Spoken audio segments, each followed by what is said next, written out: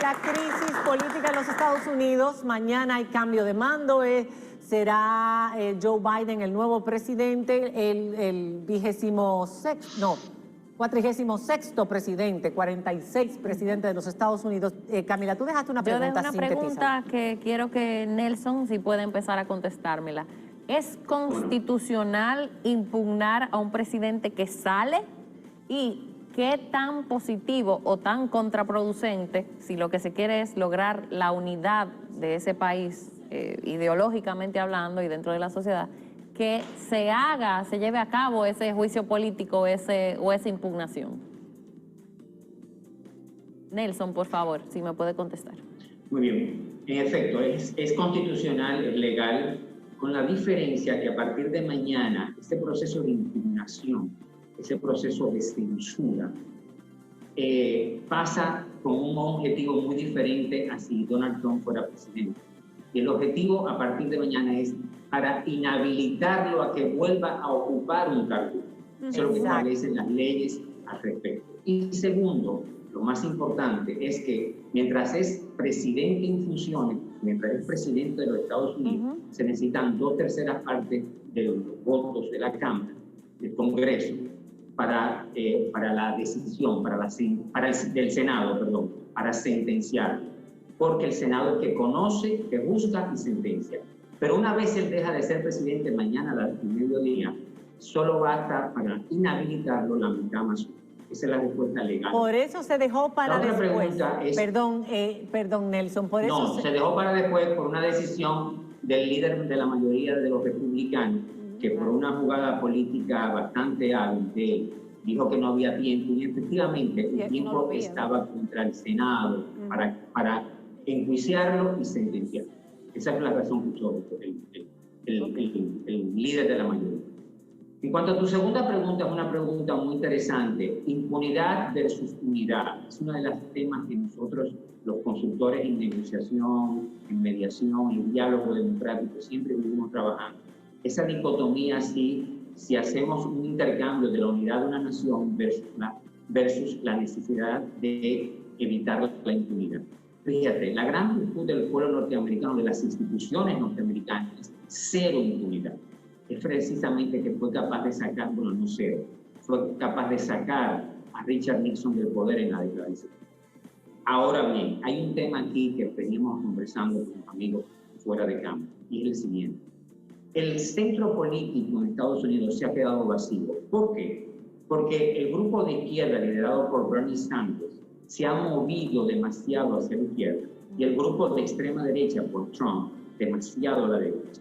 Entonces, este extremismo de ambos grupos ha hecho que el centro político haya quedado vacío y hoy es difícil que ese centro político pueda construir consenso centro-izquierda, centro-derecha.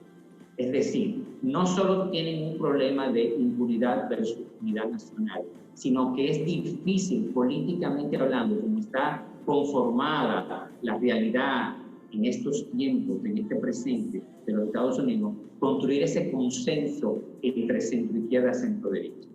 En todo caso, no va a haber impunidad.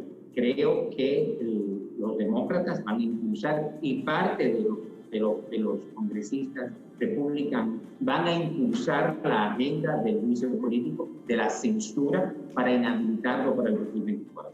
De lograrlo, porque solo se necesitan mayorías sencillas, mayoría que llaman la mitad más uno, habrá trumpismo, pero sin Trump a la cabeza, impulsando su movimiento.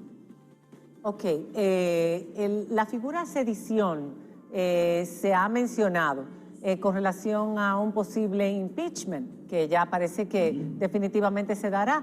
¿Qué responsabilidad realmente tuvo el ex o el futuro expresidente de la República, de los Estados Unidos, en lo que pasó en el Capitolio?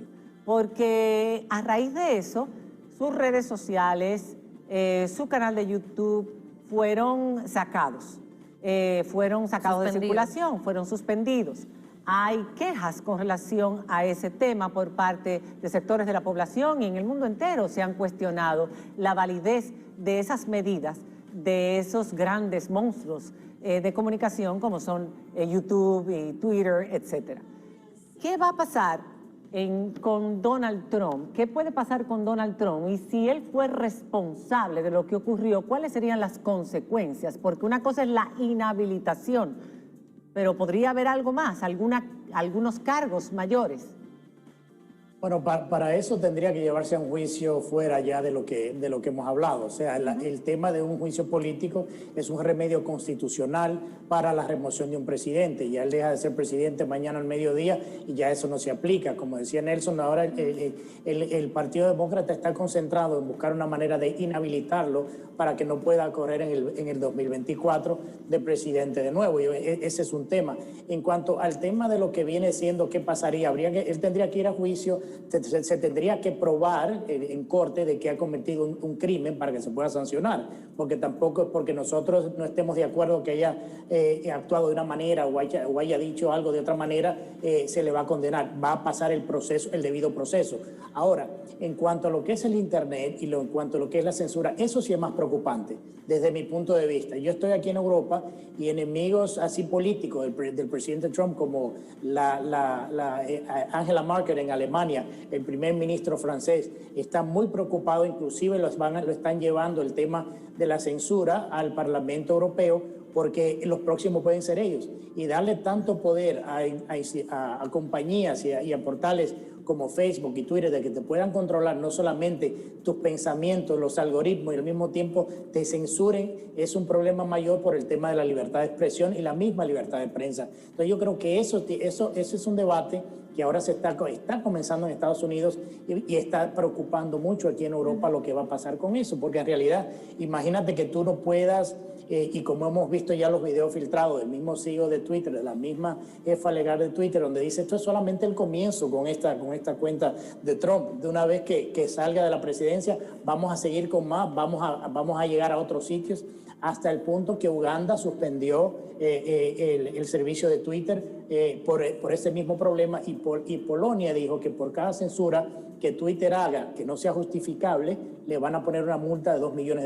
Entonces, se está tomando en serio el tema de la censura. Es muy importante ponerle atención, porque si se le da rienda suelta a este tipo de censuras, las consecuencias podrían ser peores. Entonces, Donald Trump se quedará sin Twitter, sin una cuenta de Twitter, sin una cuenta de Facebook. Si le deciden radicar cargos, irá a la corte y se defenderá. Todo eso va a pasar, pero es muy importante y hay que ponerle atención con lo que está pasando con las redes sociales, porque mucho de lo que estamos viendo o de lo que vimos en los últimos 4 años se construyó a través de las redes sociales. El manejo de Twitter, cómo se convocaban para las mismas protestas en el verano, donde se quemaron ciudades enteras en Estados Unidos, muchas se coordinaron también a través de las redes sociales. Entonces es muy peligroso. Yo creo que el tema de ver cómo se lidia con este problema, si se va a regular de una manera u otra, si se le va a permitir, bueno, hasta ahora se le permitió las concesiones de la ley 230, en la cual estas empresas no pueden ser demandadas y son protegidas por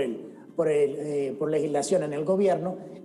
Todavía se le mantuvo por el lobby tan grande que tienen en Washington, pero yo creo que si siguen de esta manera, los mismos políticos se van a ver inclinados a tener que buscar algún tipo de regulación, porque al final de cuentas ahora le pasa a Donald Trump, le pasa a los conservadores, pero mañana, como dijo el mismo CEO de Twitter, le puede pasar a los otros. Entonces es muy importante ponerle atención a eso que está pasando. A ver, el Partido Republicano tiene un serio problema en este momento. Tiene el problema de que su presidente y las facciones que lo siguen tendrán alguna consecuencia por lo que pasó el 6 de enero. Y ellos como partido no pueden apoyar eso que pasó ahí, no pueden. Y aunque hay algunos que todavía lo apoyan, muchos ya han salido a desmarcarse. ¿Qué le conviene más al Partido Republicano? ¿Que se dé el impeachment y a él lo inhabiliten para poder reconstruirse? ¿O seguir apoyando a Donald Trump? ¿Qué va a pasar con ese partido a partir? Quedó en segundo plano después de Donald Trump. Sí, o sea, ¿qué segundo plano con relación a Donald Trump. ¿Qué le conviene al Partido Republicano, Ricardo? Ahora te contesto, Diana. Permíteme responderle a Camila primero, muy brevemente. Sí existe un precedente que muchos expertos constitucionales entienden que aplican al caso de Donald Trump. A finales del siglo XIX, un secretario de Estado que tuvo algunos inconvenientes y que el presidente que lo designó se resistió a removerlo de su cargo, fue sujeto de un impeachment, es decir, de una impugnación en la Cámara de Representantes para el posterior juicio político del Senado, y al ver la inminencia del mismo, renunció unos días antes. No obstante haber renunciado, se dio de todas maneras el juicio político, fue condenado, y lo que se logró con eso es que esa persona jamás pudiese ser funcionario público de ningún nivel, que es justamente lo que se quiere lograr ahora con Donald Trump. Ya pasando a la pregunta de Diana, que conecta un poco con tu segunda pregunta, Camila, por igual. Al Partido Republicano le conviene el impeachment de Donald Trump, o sea, le conviene que el juicio político a Donald Trump se materialice. ¿Por qué? Porque les permitiría recuperar el partido y reconstruir, aunque no en el corto plazo, pero sí en el mediano plazo tal vez, reconstruir las bases de apoyo del Partido Republicano. Entendamos algo sobre Estados Unidos. A pesar de los resultados electorales que vemos en las elecciones de medio término, es decir, las congresuales y las que se dan a nivel estatal y las presidenciales, en los últimos 5 procesos electorales en Estados Unidos, los republicanos han perdido el voto popular siempre. Es decir, Estados Unidos es mayoritariamente demócrata. Aparte de eso, en el año 2012, por primera vez en la historia, nacieron en Estados Unidos más niños de padres no caucásicos que de padres caucásicos. ¿Qué quiere decir esto? Que dentro de poco tiempo Estados Unidos será una sociedad mayoritaria de minorías. Y el Partido Republicano, si quiere sobrevivir, tendrá que adaptarse a esta nueva realidad. Esto no será mañana, será en el mediano plazo. Pero con un Donald Trump impulsando ideológicamente a ese partido hacia el extremo de la derecha, no puede haber una conciliación como la que tendría que darse para que ese Partido Republicano se renueve y pueda reconstruir su base de apoyo. O sea que sí, en definitiva, tanto a los republicanos institucionales como a los demócratas les conviene que el juicio político a Donald Trump se materialice cuando se lleve a cabo en el Senado. Yo tengo una pregunta. Para Joe Biden, ¿qué tan difícil sería revocar alguna de las medidas, diría yo, arbitrarias que ha tomado el presidente Trump en los últimos días? O de otras cosas de las que, por ejemplo, se ha salido, de los acuerdos nucleares, de los acuerdos del cambio climático, del Tratado de París, etcétera. ¿Qué tan difícil va a ser para Joe Biden salirse de ahí, echar eso para atrás? No sería nada difícil. De hecho, ya está anunciado que las primeras medidas que va a tomar Biden van a consistir en volver a inscribir a Estados Unidos en el Acuerdo de París, dejar sin efecto la prohibición a viajeros provenientes de países esencialmente musulmanes, dejar sin efecto las políticas migratorias que se están aplicando a los llamados Dreamers, que son los hijos de inmigrantes ilegales, pero que nacieron en Estados Unidos y no conocen otro país. Y como estas, muchas otras. Camila, tal como pasa aquí, todo lo que fue instaurado por decreto en Estados Unidos puede ser revocado y alterado por un mismo decreto. Okay. Voy a leer el problema, si me permiten, el problema, Camila, no es volver a los acuerdos, sino las tendencias geoestratégicas que impulsaron a otras grandes naciones a hacer alianza sin los Estados Unidos, como el Acuerdo Transpacífico, como Acuerdo Europa con China, que produjo en estos tiempos, debido al aislacionismo de los Estados Unidos, que se fortaleciera China versus los Estados Unidos y hiciera acuerdo directo con Europa. Esos procesos, esos acuerdos, ahora Estados Unidos tiene que intentar entrar de nuevo y cometió el error, y por favor, estoy totalmente de acuerdo con Ricardo, estoy sencillamente complementando, y cometió el error de no involucrarse en esas negociaciones, y el que no se involucra en el proceso político, el que se aísla en un proceso político pierde poder, porque en política no hay vacío, alguien lo ocupa, y China avanzó mucho. China lo ha ocupado, definitivamente sí. Lo que pasa en Estados Unidos afecta al mundo entero, y el mundo ha sido afectado por la política de Donald Trump. Aquí nuestros seguidores, Rowdy G, Rowdy-22, dice: Biden es el Cordero de Dios que quita el pecado del mundo según la prensa. Seguro que de ahora en adelante todo será amor y paz. También otra persona, Respect Bonifacio, dice, ¿creen que Biden seguirá dando los cheques estímulos para paliar la pandemia? ¿Qué tan frecuente sería esa ayuda? Están hablando los interesados, los latinos también. Trump se hizo el gracioso y los demócratas le siguieron la corriente, en vez de los 2,000 dieron 600. Otra pregunta, Kelvin Cerda. Me gustó la intervención de Ricardo destacando los puntos positivos del mandato de Trump. Es curioso escuchar decir que logró cumplir muchas de las promesas respecto a los empleos. Muchas amistades me hablaban de forma positiva a ese respecto. Muy interesante análisis. Aquí hay mucha gente que simpatiza con Donald Trump, sobre todo que los tuiteros, me imagino que... Es que el tema es el siguiente, el tema es que tenemos que separar lo que es lo político, el ardor político, con lo que en realidad se ha hecho. En el tema de Biden tiene o le llega ahora una pelota muy caliente, y lo hablábamos nosotros fuera de cámara. ¿Por qué le llega muy caliente? Porque el Partido Demócrata perdió 15 escaños en la Cámara de Representantes. Tiene una mayoría mínima, muy débil, que para pasar cualquier legislación van a tener que negociar con los republicanos. Y ese es un problema. El otro problema que tiene él, que es aunque el Senado esté un 50+1, pero también va a necesitar la negociación. Como decía Nelson, la parte de diálogo entre ambos partidos, esa parte de diálogo que ha existido en Washington para llegar a consenso no está. Ese vacío político no está. Y mientras eso no llegue al centro de nuevo y se comience a negociar, la agenda de Biden va a ser va a tener problemas. Le voy a poner un caso. Se habló del tema de inmigración, que en los próximos 8 años se le va a dar la tarjeta verde, van a tener un paso a la ciudadanía. ¿Cuál es el problema de todo eso? Que si no cambia el Senado, que necesita 2/3 para pasar legislación, ¿cómo la van a pasar? O sea, no la puede pasar con 50+1, tiene que negociar con los republicanos.